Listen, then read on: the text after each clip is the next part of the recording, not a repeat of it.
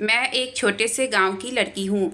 मैं अपने गांव से एक इकलौती लड़की थी जिसे उनके घर वाले ने बाहर पढ़ने भेजा था, वरना गांव में कोई भी लड़की 8वीं क्लास से ज़्यादा नहीं पढ़ पाती थी, क्योंकि गांव के स्कूल में उससे आगे की पढ़ाई नहीं होती थी। शादी से कुछ दिन पहले ही मेरे मंगेतर ने मुझसे अपनी पवित्रता साबित करने को कहा। हमारे गांव में बाबा जी का आश्रम था। उस आश्रम में एक कुटिया बनी हुई थी जहां लड़की को 7 दिन गुजारने होते। अगर लड़की कुंवारी ना होती तो गायब हो जाती, और अगर 7 दिन बाद सही सलामत वहां से वापस आ जाती तो इसका मतलब वह कुंवारी है। मैंने बहुत मना किया कि मुझ पर यह जुल्म ना करें, लेकिन मुझे जबरदस्ती उनके आश्रम में ले जाकर बंद कर दिया गया। और एक रात मैं कुटिया में सो रही थी। उस रात में मेरे साथ जो हुआ, मेरी रूह कांप गई, क्योंकि वहां मेरे साथ घर पर शादी की तैयारियां जोर शोर से हो रही थी। मैं बहुत खुश थी।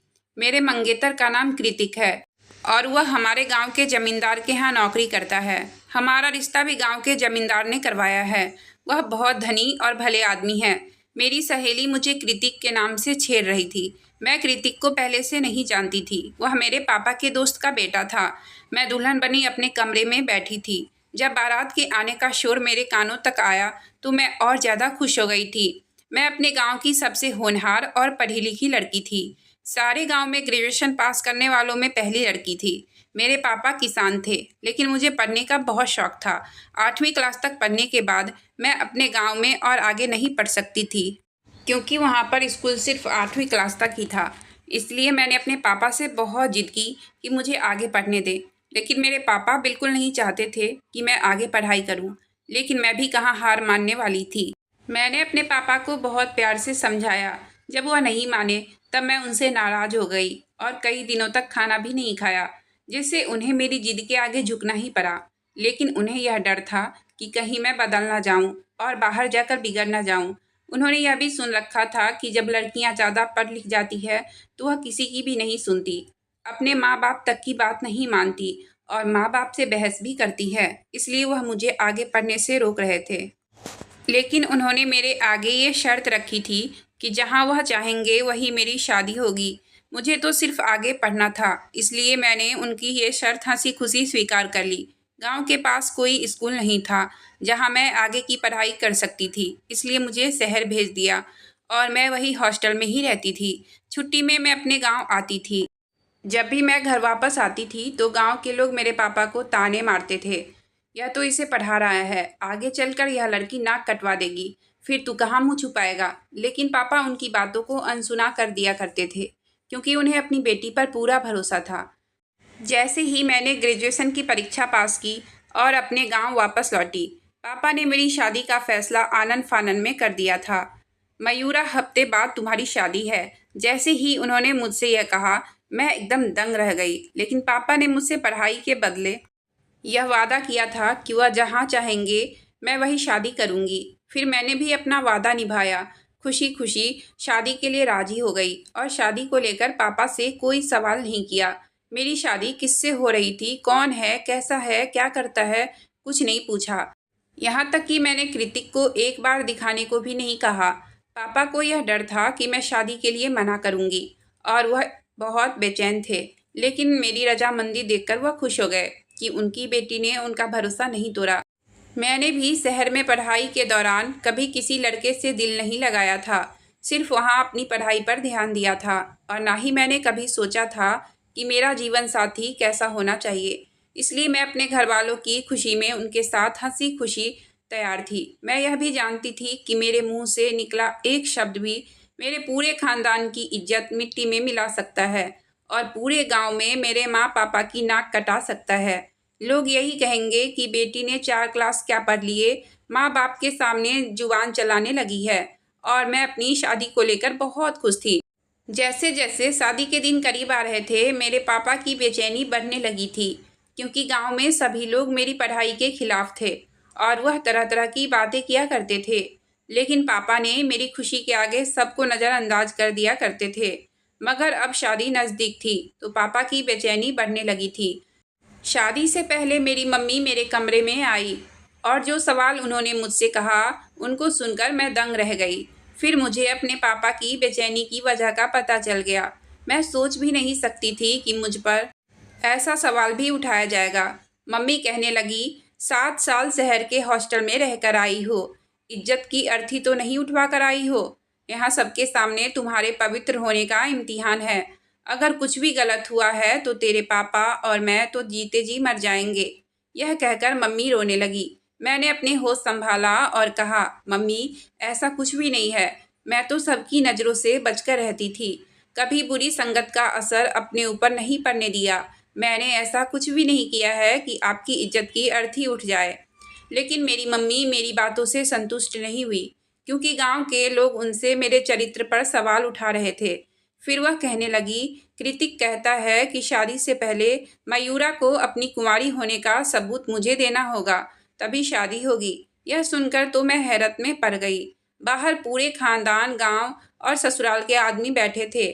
बारात आ चुकी थी और मेरे होने वाले पति कैसी बेतुकी बातें कर रहे थे। भला कोई लड़की कैसे अपनी कुंवारी होने का सबूत दे सकती है? मैंने कहा, मम्मी मैं इसे इस वक्त इस बात का कैसे यकीन दिला सकती हूँ? यह तो बिल्कुल फिजूल की बात है। वह कहने लगी, वह कहता है कि शहर के हॉस्टल में रहकर पढ़ने वाली लड़कियाँ चरित्रहीन होती है, इसलिए मैं उससे शादी तब तक नहीं करूँगा जब तक वह अपने पवित्र होने का सबूत मुझे ना दे दे। तब मैंने कहा कि भला मैं कैसे सबूत दूँ? तब माँ ने कहा, कृतिक कहता है कि अगर वह बाबा जी के आश्रम में बने पवित्र कमरे में 7 दिन गुजारे और 7 दिन बाद सही सलामत बाहर आ जाए, तभी मैं उससे शादी करूँगा। अगर वह बरकिरदार हुई तो उस पवित्र कमरे से गायब हो जाएगी। शैतान उसे ले जाएगा, क्योंकि वह कमरा आश्रम में है और वहाँ पवित्र लोगों ने बहुत तपस्या की है। इसलिए जब भी किसी लड़की पर शक हो जाता है तो उसे उसी कमरे में बंद कर देते हैं और उस लड़की को 7 दिन गुजारने पड़ते थे। मैं पढ़ी लिखी थी, इसलिए वह आश्रम वाली कहानी मेरे समझ में नहीं आ रही थी। आखिर ऐसा कैसे हो सकता है कि एक बंद कमरा लड़की के किरदार का फैसला करे? हमारे गांव में जिस लड़की के किरदार पर शक होता उसे उस कमरे में बंद कर दिया जाता था। अगर 7 दिन बाद वह कमरे से बाहर आ जाती तो उसे पवित्र समझा जाता और अगर गायब हो जाती तो उसे चरित्रहीन समझा जाता। यह कहा जाता कि शैतान उसे अपने साथ ले गया। मैं यह सोच रही थी कि आजकल के दौर में गांव के लोग किसी लड़की के चरित्रहीन और पवित्र होने का अंदाज़ा इस तरह की बेकार की बातों से कैसे लगा सकते थे। मैं भला क्यों किसी जंगल में बने आश्रम के एक छोटे से कमरे में बंद हो जाती, वहाँ कैसे सारा दिन गुजारती? क्योंकि अपनी पवित्रता को तो मुझसे बेहतर कोई नहीं जान सकता था। मेरे मम्मी पापा और गांव वाले और पंचायत भी वहाँ मौजूद थे। मैंने कहा कि मुझे ऐसी कोई बात मंजूर नहीं है। मेरी बात सुनकर मेरी होने वाली सास भड़क उठी। कहने लगी, इसका मतलब इस लड़की के दिल में चोर है, तभी यह इस बात से मना कर रही है। अगर इसने बात नहीं मानी तो हम बारात वापस ले जाएंगे। मेरे पापा यह सुनकर लड़के वालों के सामने हाथ जोड़ने लगे। प्लीज़ बारात वापस ना लेकर जाएं। मेरी मम्मी मेरे पास आ गई, कहने लगी, तुम क्यों जिद कर रही हो? अगर तुम पवित्र हो तो उनकी बात क्यों नहीं मान जाती? मेरे मम्मी पापा बहुत बुरी तरह से रो रहे थे। मैंने अपनी होने वाली सास से कहा कि अगर आप लोगों को यकीन नहीं है तो किसी हॉस्पिटल ले जाकर मेरा मेडिकल चेकअप करवा लीजिए। अब तो बहुत तरक्की हो चुकी है, आपको सब कुछ पता चल जाएगा। भगवान के लिए फालतू की रस्म पर यकीन ना करें और बेकसूर लड़कियों को ऐसे वीराने में क्या किया जाए। मगर किसी ने भी मेरी एक ना सुनी। मेरे पापा तो जिंदा लाश की तरह हो गए थे। मम्मी का भी रो रो कर बुरा हाल था, जैसे मैं सचमुच अपना मुंह काला कर आई हूँ। मुझ पर उन लोगों ने बहुत इल्ज़ाम लगाए। गांव के लोग मेरे पापा को कहने लगे, तुझे समझाया था कि बेटी को बाहर पढ़ने मत भेज, अब अंजाम देख ले। लेकिन तुमने किसी की ना सुनी। अब देख ले अपनी इज्जत उछलते हुए। मैं अपने पापा के सामने बैठकर रोती रही कि पापा मैंने ऐसा कुछ नहीं किया है, आप मेरा चेकअप करवा कर देख लीजिए। मगर सब लोगों को तो बस इस आश्रम पर यकीन था, जिसके झूठ होने की कसम मैं खा सकती थी। भला मेरे बारे में मुझसे बेहतर और कोई कैसे जान सकता है? मेरा बार बार सबके सामने वहाँ जाने से मना करना मेरा चरित्रहीन होना साबित कर रहा था और मेरा वहाँ जाना ही सबको यकीन दिला सकता था। लेकिन ऐसे कैसे किसी आश्रम के कमरे में मैं अपने आप को 7 दिन के लिए बंद कर सकती थी, जहाँ कोई आता जाता भी नहीं था? लेकिन अपने माँ बाप के आंसू देखकर मैं बेबस हो गई। फिर मेरा फैसला करने पंचायत बैठी। पंचायत ने मेरे लिए यही फैसला किया कि मुझे जंगल में 7 दिन रहना पड़ेगा। पंचायत ने भी मेरी एक ना सुनी। मैंने भी अपने माँ बाप की खातिर उनका यह फैसला कबूल कर लिया। मैंने दुल्हन का जोड़ा बदला और सिंपल से कपड़े पहन लिए और जाने के लिए तैयार हो गई। लेकिन मुझे बहुत अफसोस था कि कृतिक ऐसी झूठी और घटिया सोच रखता है। मुझे उसकी सोच पर तरस आ रहा था। फिर मैं गांव के कुछ लोगों और अपने पापा के साथ वहां के लिए चल पड़ी और उस छोटे से कमरे में मुझे बंद कर दिया, जहां कहीं से रोशनी की एक किरण भी नजर नहीं आ रही थी। उस कमरे में बस एक चारपाई थी जिस पर मैं बेबसी से लेटी हुई आंसू बहा रही थी। ना जाने कैसी अंधेरी नगरी थी। बचपन से मैं इस जाहिलाना अंधविश्वास को होते हुए देख रही थी। जंगल के बीचों बीच आश्रम के कोने में एक कमरा बना हुआ था, जहां मासूम लड़कियों को कैद कर दिया जाता था और 7 दिन के खाने पीने का सारा सामान वहां रख दिया जाता था, क्योंकि कमरे के बाहर ताला डाल दिया जाता था और 7 दिन से पहले वहां कोई नहीं आता था। मुझे नहीं पता था कि कृतिक को मुझ पर शक क्यों हुआ था। कमरा बिल्कुल बंद था। वहां एक लाइट तक मौजूद नहीं थी जिससे टाइम का पता चल सके। बस एक पंखा चल रहा था। जंगल के पास बिल्कुल सुनसान जगह थी, जहां जंगली जानवर आकर दरवाजा तोड़कर मुझ पर किसी भी वक्त हमला कर सकते थे। इसी डर ने मेरे दिल को दहलाकर रख दिया था। मैं चारपाई पर बैठ गई, लेकिन कमरे का दरवाजा लोहे का था। मुझ जैसी दुबली पतली लड़की उसे नहीं खोल सकती थी। मैंने खाने की टोकरी से कपड़ा हटाया तो उसमें बस थोड़े से फल के सिवा और कुछ नहीं थे। कमरे में पंखे का कोई बटन मौजूद नहीं था और ना ही कोई बल्ब लगाया गया था। वहाँ एक वॉशरूम था जिसमें भी अंधेरा था। मैंने पूरे कमरे की अच्छे से तलाशी ली। कुछ भी दिखाई नहीं दे रहा था। मैं बेबसी से दोबारा चारपाई पर बैठ गई। अभी कुछ टाइम ही गुजरा था कि मुझे वहाँ किसी के आने की आहट होने लगी। डर से मेरी जान निकलने लगी। बाहर कुछ जंगली जानवरों की आवाज़ें आने लगी थी। उस पर सितम हुआ कि बिजली भी चमकने लगी। बिजली की रोशनी तो कमरे में नहीं आ सकती थी, पर उसकी आवाज़ों से मेरा दिल ज़ोर ज़ोर से धड़क रहा था। फिर वहाँ तेज़ बारिश होने लगी। मैं चारपाई पर बैठी रोने लगी। मुझे अपनी कजन का किस्सा याद आने लगा। जब मैं 11 साल की थी तो मेरे घर में मेरे पापा की बेटी की शादी ऐसे ही रोक दी गई थी। मेरी कजन जब दूसरे गांव से हमारी बुआ के घर पर कुछ दिन रहकर वापस लौटी तो उसके मंगेतर ने भी यही बात कही थी कि उसे अपनी कुंवारी होने का सबूत देना पड़ेगा। सबसे पहले तो मेरी कजन पर बहुत इल्ज़ाम लगाए गए। उन पर दूसरे लड़कों के साथ संबंध बनाने का इल्ज़ाम लगाया गया।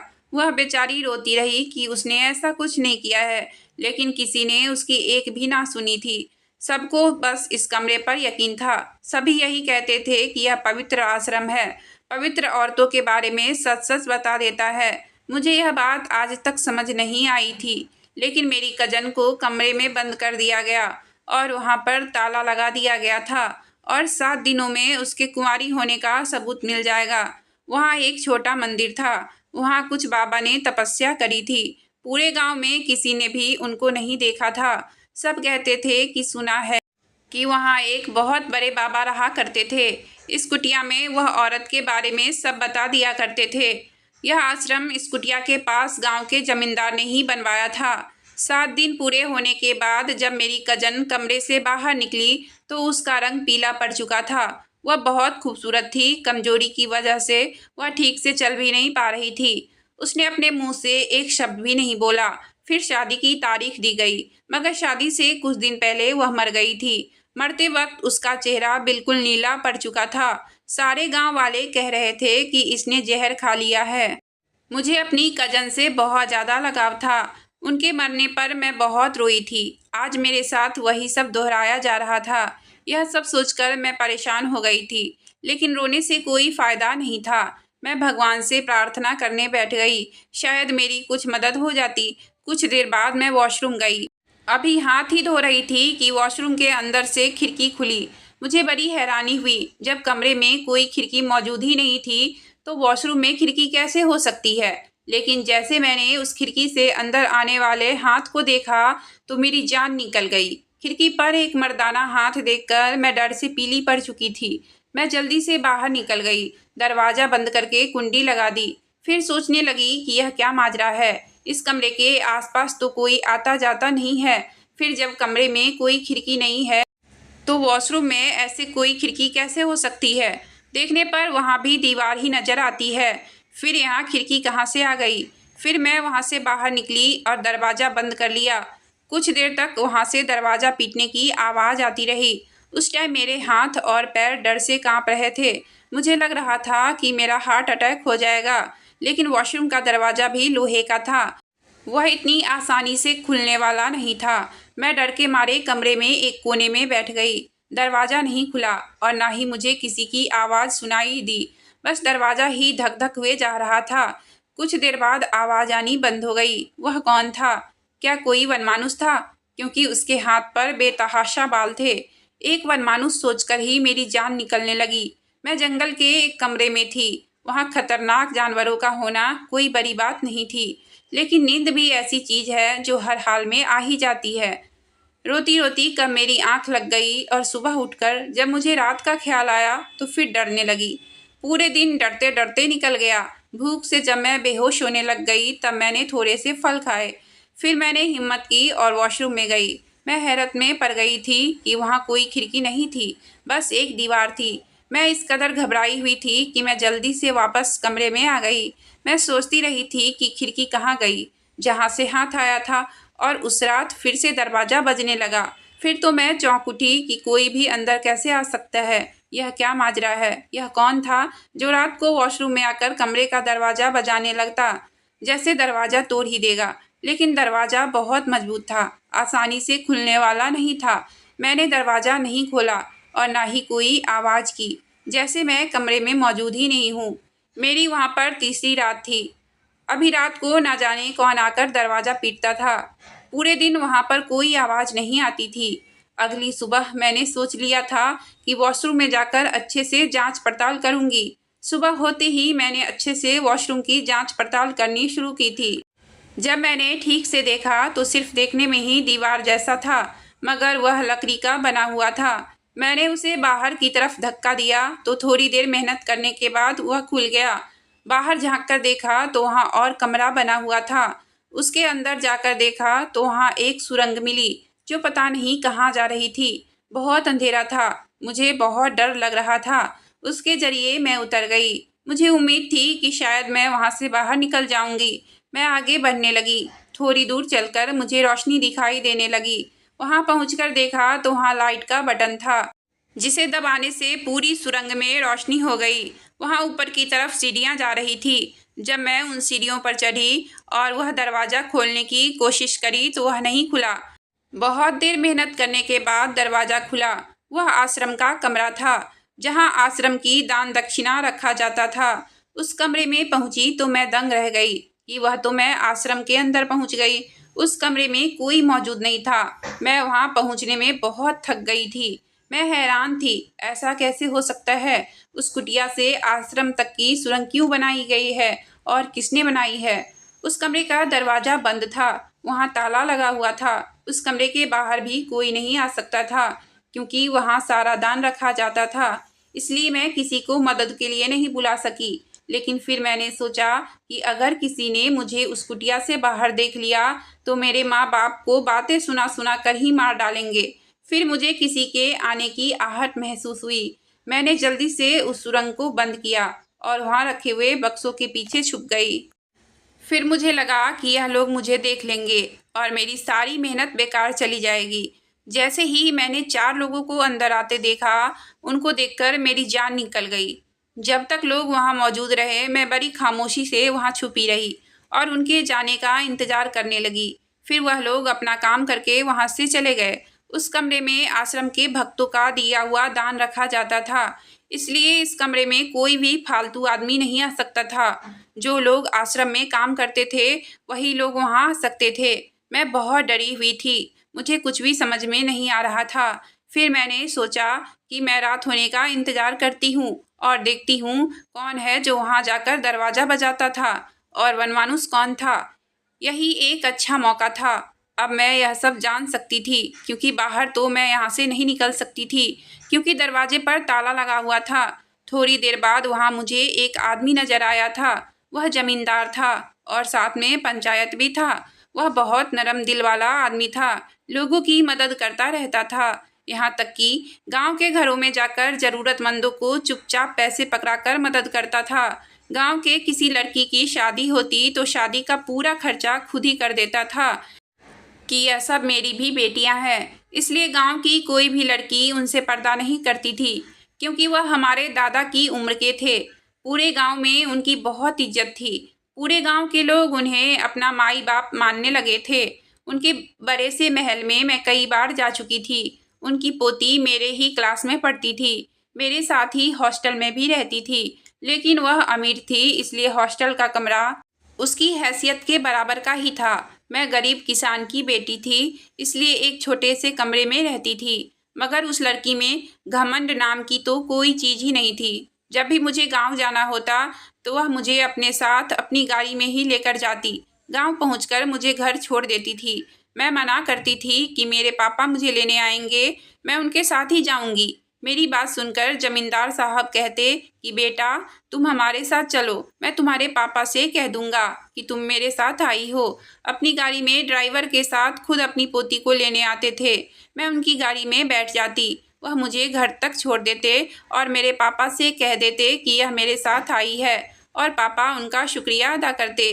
कई बार अपनी पढ़ाई की वजह से मैं अपने पापा के साथ जमींदार साहब की हवेली में भी गई थी। उनकी पोती मेरी क्लास में थी, तो अगर कभी मुझे नोट्स के बारे में पूछना होता तो मैं उसके घर चली जाती थी। लेकिन यह आश्रम वाले कमरे में क्या कर रहे थे? मैंने सोच लिया, आश्रम तो इन्हीं का बनवाया हुआ है, दान का जायजा लेने आए होंगे। मैं बहुत खुशी हुई कि अब मैं बच जाऊंगी और इन्हें सब कुछ सच सच बता दूंगी कि मेरे साथ 3 रातों से क्या हो रहा है, और यह मेरी मदद करेंगे। लेकिन फिर मैंने जो देखा उसे देखकर मैं दंग रह गई। वह सुरंग का दरवाज़ा खोलने लगे तो मैं खामोशी से वहीं बैठी रही और देखती रही कि आखिरकार वह माजरा क्या है और उनको सुरंग के बारे में कैसे पता है। कहाँ मैं यह सोचकर खुश हो रही थी कि मेरे मसीहा मेरे सामने खड़े हैं जो मुझे बचा लेंगे और मेरी बात ज़रूर समझेंगे कि क्यों मैं कमरे से भागकर निकली हूँ। लेकिन यहाँ तो मामला ही उल्टा था। जमींदार साहब तो अपने 3 नौकरों के साथ सुरंग के दरवाजे पर खड़े थे। इनके 2 नौकरों ने वनमानुष के कपड़े पहने हुए थे और दूसरे ने दरवाज़ा खोला। फिर यह कहते हुए वह सुरंग में चले गए कि अगर आज वह लड़की दरवाज़ा नहीं खोलती है तो दरवाजे को तोड़ देना। यह सुनकर मेरे होश उड़ गए। वह इंसानी रूप में किसी दरिंदे से कम न था। मेरा दिल घबरा रहा था कि मुझे कमरे में नहीं पाकर वह समझ जाएंगे कि मैं वहाँ से भाग निकली हूँ और इस कमरे में हूँ। अगर इन लोगों ने मुझे ढूंढ लिया तो मुझे जिंदा नहीं छोड़ेंगे। मुझे जल्दी से जल्दी इस कमरे से निकलना था। जैसे ही वह चारों अंदर चले गए, मैं बिना सोचे समझे उस दरवाजे से निकली और दरवाजे पर ताला लगा दिया और चाबी भी अपने साथ ही रखी और सबकी नज़रों से छुपती हुई आश्रम की दीवार से कूदकर आश्रम से बाहर निकली। वहाँ की मिट्टी गीली थी, इसलिए मुझे चोटें नहीं आई। वहाँ से निकलते ही मैं बस अंधाधुंध भाग रही थी। मैं नहीं जानती थी कि मेरा क्या अंजाम होगा, मगर मुझे बस अपनी इज्जत बचानी थी। गांव वालों के सामने इस आश्रम की सच्चाई भी लानी थी, जिससे लोगों की आस्था और विवाद जुड़े हुए थे। मेरी कजन के साथ क्या कुछ गलत हुआ होगा, अब यह सच्चाई मुझ पर खुल चुकी थी। वह जहर खाकर अपनी जान इसलिए दी होगी, इस आदमी ने उसको अपनी दरिंदगी का शिकार बनाया होगा। मैं भी अपनी कजन की तरह ही खूबसूरत थी। मेरे दिल में जमींदार के लिए बहुत इज्जत थी। मैं उसको अपने दादा जैसी इज्जत करती थी, इसलिए इसका गलत इरादा कोई नहीं समझ सका कि यह सारा खेल इसी जमींदार का रचाया हुआ था। क्योंकि कृतिक इसी के पास नौकरी करता था, इसलिए उसके दिमाग में भी यह शक का बीज इसी ने डाला होगा। भोले भाले गांव वालों को बेवकूफ़ बनाकर उनकी खूबसूरत लड़कियों को वह ऐसे ही आश्रम में जाने पर मजबूर कर देता था। क्योंकि मेरी शादी पर आखिरी फैसला पंचायत में इसी जमींदार का था कि मुझे इस आश्रम में बंद किया जाए। वह दिन में गांव के लोगों के सामने उनका हमदर्द बना रहता था और उनके घरों में जाता था ताकि उनकी बेटियों को देख सके उनमें से जो इसे अच्छी लगती उस पर इल्ज़ाम लगाकर इस कमरे में बंद करके अपनी हवस का शिकार बनाता था और अपनी गंदी हवस पूरी करता था।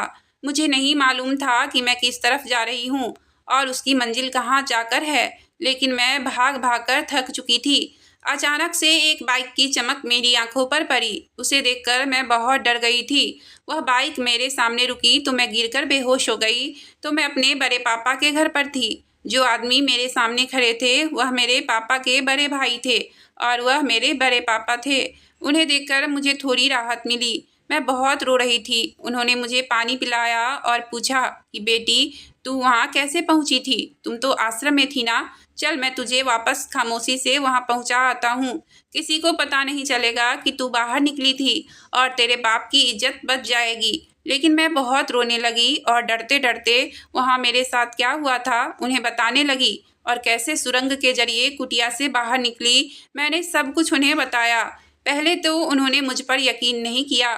फिर मैंने उन्हें बताया कि दीदी के साथ भी उसने गलत काम किया था। तभी दीदी ने भी जहर खाकर अपनी जान दे दी, क्योंकि वह उन्हीं की बेटी थी जिसके साथ यह सब हुआ था।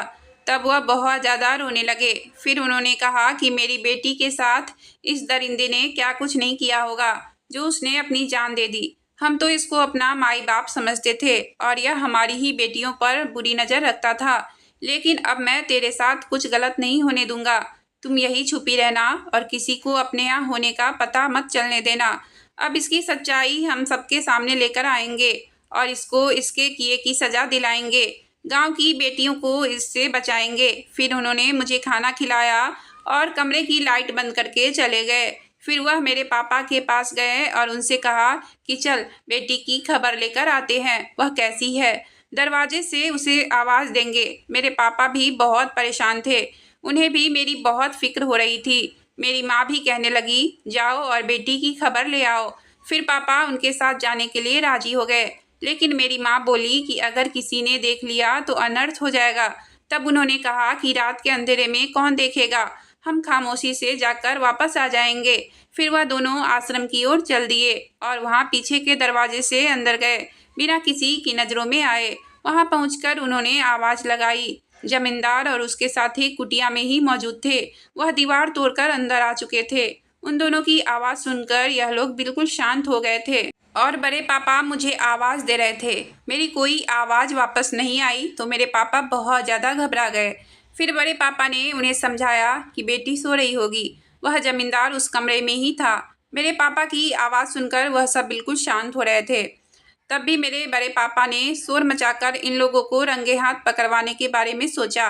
पापा ने आश्रम में जाकर शोर मचाया कि हमारी बेटी को शैतान ले गया। उनका शोर सुनकर आश्रम के लोग इकट्ठा हो गए और मेरे पापा से कहने लगे, देखा बेटी को बाहर भेजने का नतीजा। मेरे पापा रो रहे थे कि मेरी बेटी की कोई आवाज़ नहीं आ रही है। भगवान के वास्ते दरवाजे को खोलो और देखो मेरी बेटी का क्या हाल है। सब लोगों ने दरवाज़ा जोर जोर से पीटा। जब उन्हें मेरी कोई आवाज़ नहीं आई तो उन लोगों ने दरवाज़ा खोला तो वहाँ टूटी हुई दीवार देखी। जमींदार पहले ही वहाँ से निकल चुका था, लेकिन बूढ़े होने की वजह से वह पूरी तरह से इस सुरंग को पार नहीं कर पाया। और जब लोगों ने सुरंग में उसे देखा तो वह सब हैरान रह गए। यह क्या मामला है? आप यहाँ क्या कर रहे हैं? यहाँ दीवार तो टूटी है। बहुत सारे सवाल करने वालों पर उन सवालों का उनके पास कोई जवाब नहीं था। उनके नौकर को वनमानुष के कपड़ों में देखकर लोग समझ गए कि यहाँ कोई शैतान नहीं है, बल्कि वह जमींदार लड़कियों को यहाँ से उठा लेता है। फिर वहाँ पुलिस को बुलाकर पूरे मामले की जांच कराई और जमींदार को पुलिस के हवाले किया। और उसे जब पूछने लगे कि वह लड़की कहाँ है और उसे मुझे अगवा करने के जुर्म में अंदर करवा दिया। सब लोग समझ रहे थे कि उसने मुझे कत्ल करके कहीं छुपा दिया है। मेरे पापा का तो रो रो कर बुरा हाल हो गया कि उनकी बच्ची कहाँ गई थी। बड़े पापा ने उन्हें बताया कि वह घर पर है और बिल्कुल ठीक है। सब लोग भागकर घर पहुँचे और मुझे सही सलामत देखकर उनकी जान में जान आई और मुझसे पूरी जानकारी ली। तब तक कृतिक भी घर पहुँच चुका था और उसने अपने बर्ताव को लेकर मुझसे और मेरे घर वालों से माफ़ी मांगी और बताया कि मेरे चरित्रहीन होने वाली बात जमींदार ने उसके दिमाग में डाली और यहाँ रिश्ता करने के लिए भी जमींदार ने ही कहा था और उसके माँ बाप के दिमाग पर यह शक का बीज उसी ने डाला था। फिर वह मुझसे माफ़ी मांगने लगा और मेरे माँ बाप से भी, और फिर पूरे गांव के लोगों ने यह तय किया कि अब किसी भी लड़की को ऐसे किसी भी आश्रम में नहीं भेजा जाएगा। हमें अपनी लड़कियों पर भरोसा करना चाहिए, ना कि किसी और के कहने पर। जमींदार ने बहुत सी लड़कियों को अपनी हवस का शिकार बना चुका था। एक एक करके सभी लड़कियों ने बयान दिया जिनके साथ वह यह सब कर चुका था। अपने नौकर को वनमानुष बनाकर कुटिया में भेजता और लड़की को नशीली दवाई देकर उसके साथ गलत करता, और उस लड़की के साथ यह सब किसने किया है उसको पता न चले और जमींदार की इज्जत गांव में बनी रहे। जो लड़कियां उसके काबू में नहीं आती थी उसे 7 दिन पूरे होने से पहले ही मार दिया करता था और उन्हें आश्रम में ही कहीं दफना दिया करता था।